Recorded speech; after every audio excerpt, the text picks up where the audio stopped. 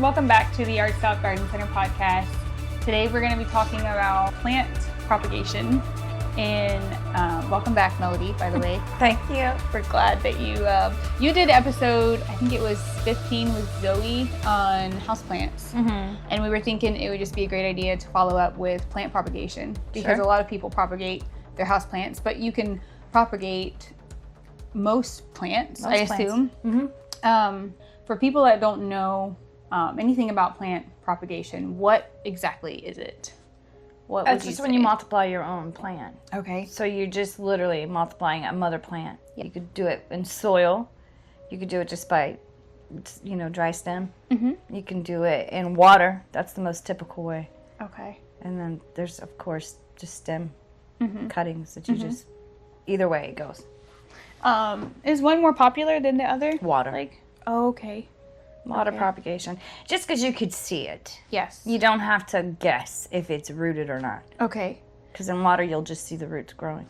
That makes sense. I did one like that in water, and seeing the roots was Yeah. kind of helpful to know where it was. And once they were Yeah. well grown, that's when I transplanted it. So, Yeah. Well, there's the hard part.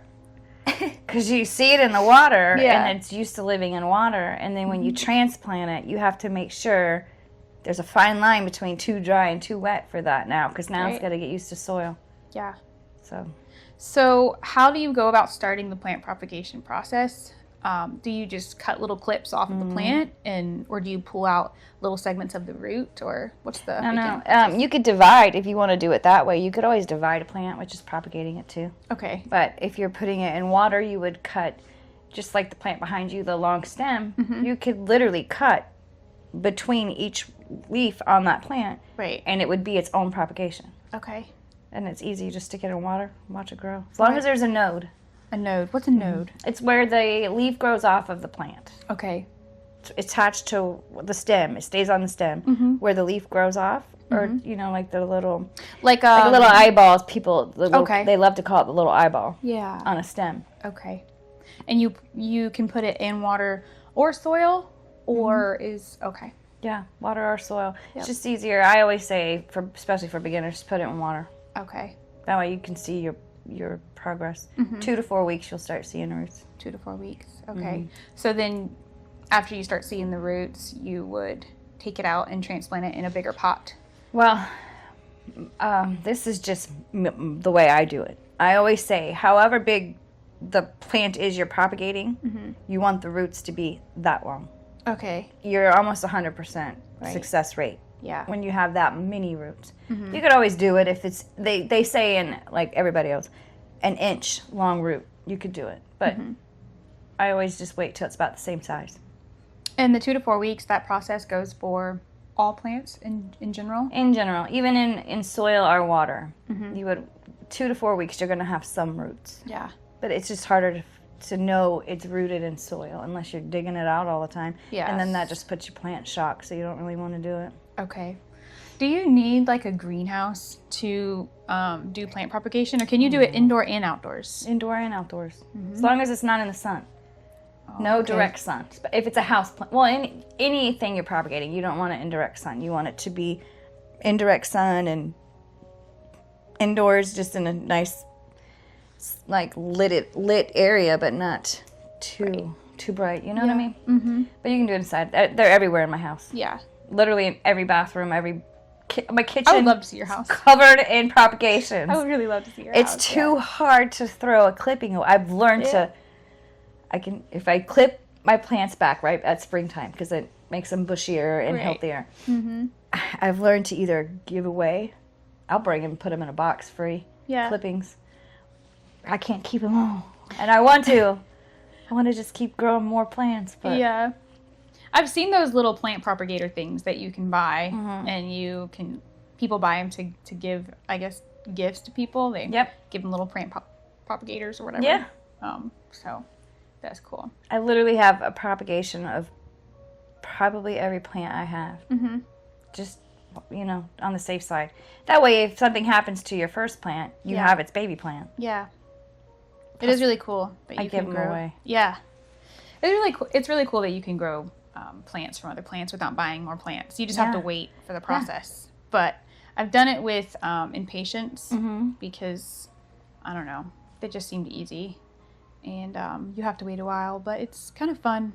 Yeah. Well, then do it. even the plants we sell here, a lot of them you can do root division. Then you have instead of one plant, you have 3 plants. What's root division? Well, let me just say, okay. Is it when you take a stem and like you slit like 3? Well, if I were to take that plant completely out of its pot, yeah, this one, this synapsis behind you, and I took my finger and put it in the middle of the root ball and gently pried it apart, now I have 2 plants. Most plants will let you do it. Yeah, snake plants are easy because they create pups. So they just put out another whole grouping next to it. Right. And a lot of times the greenhouses that grow the plants, to make a big plant, there's really 3 in the pot. Wow. So right from jump, you have 3 plants. Okay. So it depends on how big you want your plant to look, or if you really want 3 plants instead of 1. So African violets are really easy to do. Not a lot of people know that. Right. Yeah, there's so many different ones. Wow. I can almost tell you every plant that I've ever bought, depending on the root system, how well established and healthy the plant is. You can divide them. Yeah. You can. That's really fascinating. I guess I didn't know that. I always thought you had to take it just, one little. Well, I mean, it makes so much sense, actually, now that you're saying that. Well, just so they, just with the nurseries that grow the plant. Yeah. You get the small little 4-inch plant. It's just 1. Then you go up to the gallon size. There's literally, most of the time, 3 to 4 plants in that gallon. Right. I mean, they look beautiful, and you don't really want to separate every one of your plants. But, yeah, there's more than 1. Wow. And then, I guess another question going back to the plant propagating. When you do propagate the root and you put it in water or soil, does the top of the plant die off? And just, the root survive? Does that make sense? Will the top kind of die? Well, once you take it, once it's been propagated, and then you want to put it in soil from water? Yeah. Okay, so when you've propagated it, the longer the root, the healthier the root system that you've grown, the better. The better survival chance. Because there's a lot of times you propagate, and you see all those roots, and it looks fantastic. Then you put it in soil, and it goes, nope, not doing this. Because the roots aren't long enough. Right. And I could tell you, if you just rather leave it in water, a plant can live in water. It can live its whole life in water. Will it grow? Oh, sure.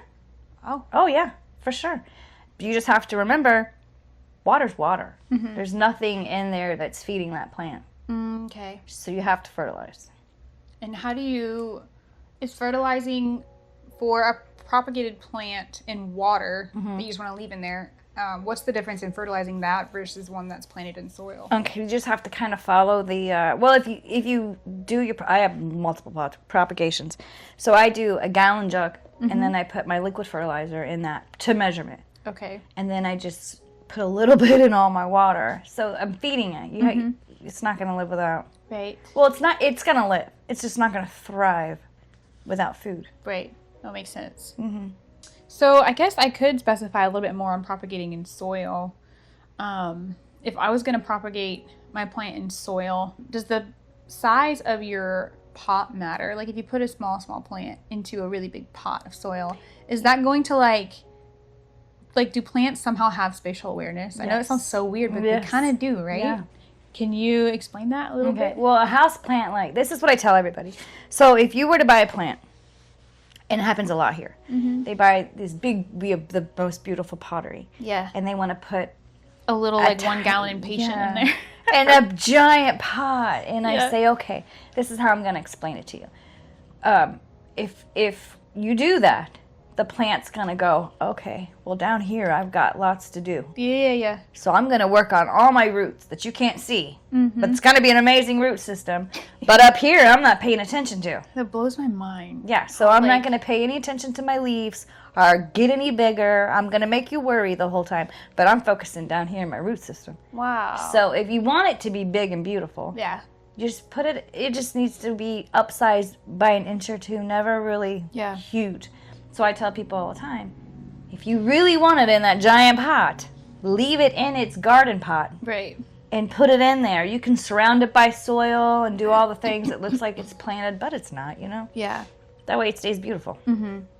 So it's better to put them in a smaller pot size, and as they grow, transplant them out of that. And a lot of plants like to be root bound. They don't like to be out willy-nilly out there in the soil. They like to be, you know, hugged a little bit. Yeah. It's crazy. So you go from like the plant propagation to the pot, and then do you go from the pot to the ground, or can you just keep the plants in the pot? Yeah, absolutely. Okay. Yeah. I do that with my roses.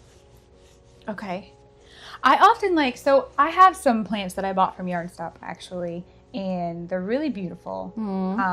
I put them in the command soil, and they just did amazing. Yeah.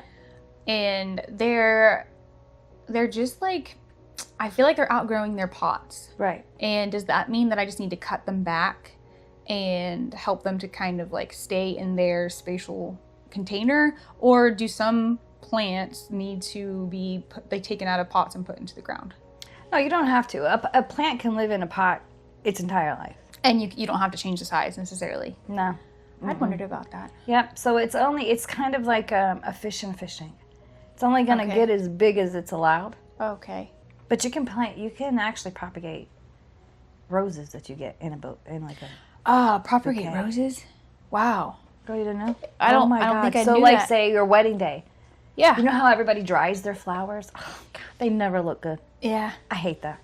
You don't have to. You could literally take, say, I don't know, say your boyfriend or your husband brought you this amazing bouquet of roses. You could literally propagate from one of your stemmed roses and make a whole rose tree. Wow, that's incredible. Yeah, it's amazing. I guess too, and I think propagated plants, I think house plants, but no, you can propagate roses. Mm-hmm. That's amazing. Trees? Can you do trees? Sometimes. It depends on the tree. Okay. I mean, not everything can be, but yeah, like it's possible. And a lot of plants and stuff propagate for themselves. Yeah. Like even the banana tree. Yeah. Okay, so it gives you bananas. Guess what? Then it's gonna croak, and then there's gonna be another banana tree right next to it that pops out. They're called pups. Mm-hmm. Just like succulents sometimes. Oh, same with plants that kind of reseed themselves. Right. Like they're cosmos, perennials, all of those. Yes. Yeah. Mm-hmm. Where they reseed. Cosmos. Yeah. Those always fascinate me. Yeah. Honestly. I love them. Yes. I love anything that can make multiple for me. Right. Because then it's just money well spent. Yeah. Who can be mad? Like really, like okay, I just paid, $20 for this plant. Yeah. But it's gonna make 15 more of them. Mm-hmm. Yeah. What? $20 doesn't seem a lot after 15 plants. But you want me to tell you the secret on roses? I would love the secret because I might try it. Okay, and come at me in the comments because I've tried it. I already know it works. So I promise you. Go ahead. Try and true. So you take your rose out of anything, and then you just say, okay, well, this is a great way to have memories in your garden, like a memory garden. Yeah. Because you would know, oh, that came from Valentine's Day. Or, oh, that was my engagement rose. Or wedding rose. All those things. So you just take your one stem, and you need about 6 to 8 inches. Okay. Now this is the hard part, because you're going to chop the top off. The whole rose has to come. The bloom. Okay. And then you're going to pull all the leaves. Right. And then you're going to do a 90-degree cut, like a little, sliver of a cut. Mm-hmm. You're going to put cinnamon on that cut. Oh, what? Cinnamon is the same as hormone, root hormones. Okay. It's the same thing. I'm thinking of the spice for some reason. It's spice, cinnamon. Oh, the cinnamon spice? Like you would buy in a grocery store. It's the same thing as root hormone. You just stick your stem in the cinnamon. Okay. Now here's the strangest part, okay? So you're going to take a potato. Okay. I'm telling you, it might sound crazy. No, I'm going to try this. Then you take the stem and you stick it inside the potato. Yes. So now it's like, here's the potato, here's your stem. So you got potato stub. Yes. And then a stick of rose stem. Just the stem. Dipped in cinnamon. Dipped in cinnamon. And you poke it in the potato. Yeah. And then you bury the potato. Listen. No, I'm going to try this. I have so many roses. My rose bushes are amazing. This sounds amazing. And then you bury the potato. That's it. And then you just moistened it a little bit, and you watch that whole entire rose bush grow. So you'll get a whole rose bush from a stem. Yeah. But how long will it take for that whole process? Okay, so it's going to go through a whole entire growing season. So it's, 3 seasons, about it could be a while. Yeah. But you'll start to see it. Yeah. You'll start to know. Right. And you just don't give up. Don't give up. Wow. I promise you, it'll happen. No, if you get it from the grocery store, it's better like if you get it like, okay. So Right. it needs, there's a whole lot of factors. Like Yeah. it can't be a 10-day-old cut. Right. It can't have where it's a little wobbly. If you have really Yeah. good, strong You need a stem. good, healthy stem. If the limbs are a little welted, Right. you'll know. But what harm is it if you do, let's say Yeah. you get a 12 stem bouquet of roses. Right. Do all 12. Yeah. At least I know for a fact that at least one of them's going to make it. You know what I mean? Right. So what are your odds? Oh, You man. got a lot of odds there. Are there any plants that you can't really propagate or that just don't do well with propagation? Or, yeah. Oh, well, okay. So, Sansevieria you can do. Mother Long's Tongue. Yep. It is the longest propagation time in history. I swear. It is Like hard. it just takes forever Forever. Wow. You can do it in water. Yep. It took almost 6 months before I saw roots grow on the bottom. Wow. Yeah. I feel like water is faster. It is, and that's the thing, because you can also take the entire, cut off the entire Yeah. mother-in-law's tongue, one stem, and you can cut it in 3 to 4 inch pieces. And then stick, this is the part, you got to make sure it's the bottom. Yeah. And then stick that in soil and propagate it. Wow. But you're looking at longer than 6 months, I promise you. Wow. It's crazy. It's crazy. That's crazy. But carnations and eucalyptus and that's another thing. Eucalyptus you can do. And roses can all from a bouquet. Yeah. You can. Does annuals versus perennials, will some of them like last longer than the other propagations? If that makes sense. Like, marigolds are, Yeah. what are they, annuals? Annuals. Yeah, I know they just die off. So Yeah. like, do some plants just do not take very well? Yeah. Or if you propagate annuals them, they'll won't still do great. I mean, division. You have Yeah. division, so you have multiple plants, but Right. it's still I mean, the best part in Florida, we don't have. We have it's a perennial, but division is always the easiest Right. when it's like those, Right. Yeah. Did you do a class on propagating? What was your class that you did for Coffee with a Gardener? We did 2 of them. I feel like One was picking the right plant for you. For the Right. ones that say, "Oh, I don't have a green thumb, I kill it." Yeah. There's always a plant for you. I promise. I There's agree. a section for everybody that's Yeah. they're it's for them. right. What else did we do? Not really propagating, but we did like a whole soil preparations and what Yeah. kind of soil and insects, because there's a lot of bugs you can get on plants. Right. I just had a problem with that this weekend. Oh, really? Aphids. Well, They're gross. yeah, that's a problem. That was fun. But, Wow. and then we're having a repotting class Yeah. soon. Okay. Yeah. That'll be interesting. I think we should definitely get you to do on propagating plants. Thanks so much, guys, for tuning in to our podcast. I hope you enjoyed our conversation with Melody on plant propagating. We'll see you guys next time.